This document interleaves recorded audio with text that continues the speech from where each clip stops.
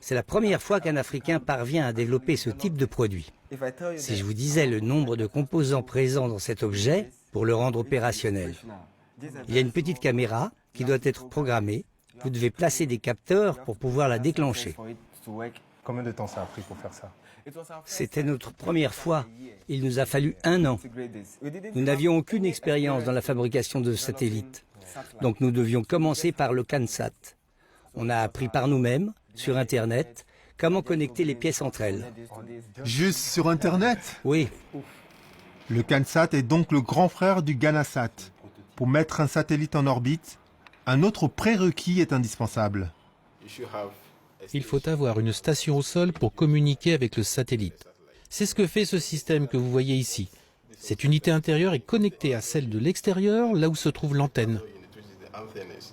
En 2014, l'équipe d'Ernest a construit sur le toit de l'université les antennes permettant de communiquer en fréquence radio avec les satellites et même avec la Station spatiale internationale en orbite autour de la Terre. Quant au satellite fabriqué ici, il est contenu dans un simple cube de 10 cm de côté.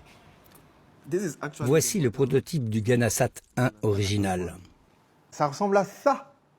Ça.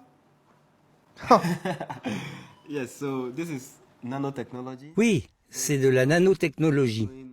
Il y a de nombreux éléments à l'intérieur. Beaucoup de microprocesseurs, de programmation. Vous voyez ces 2 caméras, ces panneaux solaires et cette antenne qui permet de communiquer.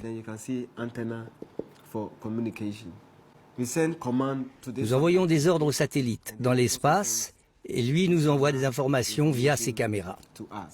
La tendance dans la fabrication des satellites, c'est de faire plus petit et plus intelligent. Quel était ton sentiment, quelle était ton émotion quand tu as vu la fusée qui a envoyé le satellite, ton satellite, your satellite, in the space? Avant d'en arriver là, il y a eu des moments difficiles. En particulier quand les gens de l'agence aérospatiale japonaise ont vérifié le satellite. Parce que si après l'avoir inspecté, ils avaient dit non, on n'aurait pas pu lancer notre satellite. Cette nuit a été très difficile pour nous.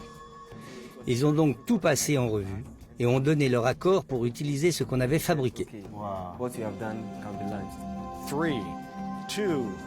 1. And lift off.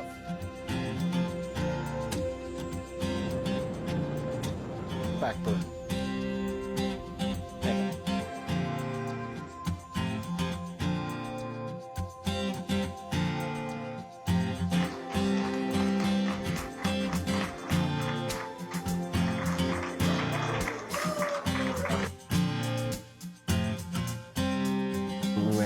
Nous sommes allés au Japon pour assister en direct au lancement.